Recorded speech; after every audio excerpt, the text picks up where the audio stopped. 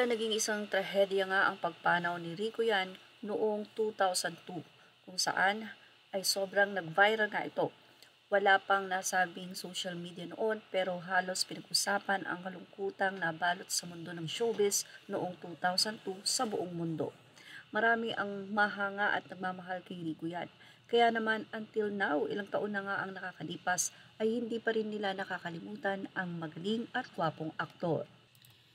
Nito nga lamang ay nag-viral sa social media ang dagsa o ginawa nga daw tourist spot ang nasabing labi ng aktor na si Rico Yan, kung saan ay marami ang nagpupunta roon upang magpa-picture at ang iba ay may story pa sa kanilang social media account. At dahil nga wala namang social media noon, ngayon ay nagkaroon ng chance ang bawat mga humahanga kay Rico Yan na sabihin ang kanilang story sa kanilang minamahal na aktor. Kasagsagan at kasikatan nga ni Rico Yan nung time na ito ay binawian ng buhay. At dahil nga sa napakarami ang dumadalaw sa nasabing puntod na ito ni Rico Yan kung saan ay kanya-kanya nga ng post sa kanilang social media ang nasabing mga fans ni Rico Yan na nagpupunta doon upang alalahanin ang aktor. At nagbibigay talaga ng oras para saglitin kahit papano ang kanilang namimiss ng si Rico Yan. Nito lamang ay nag-viral nga sa social media ang kanilang post ng mga fans. Kaya naman nahingan na ng reaksyon ang pamilya ni Rico Yan kung ano ba ang masasabi niya dito dahil ang ilan ay nagsasabi na nga na irespeto daw ang labi ni Rico Yan at ito nga daw ay nananahimik na sa kabilang buhay.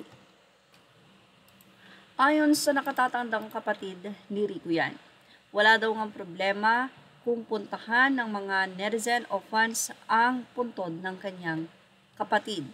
Dahil simula nga daw nang pumanaw ito 22 years ago na, ay napakarami talaga ang nagpupunta doon. In fact, may mga fans pa si Rico Yan na kapag umuwi ng bansa ay nagpupunta talaga doon.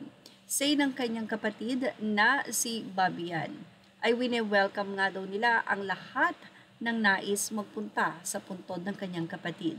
We welcome po anyone from anywhere. We have visitors from abroad, visit Rico's tomb, and there are visitors weekly since 22 years ago. Yan ang pahayag ni Bobby.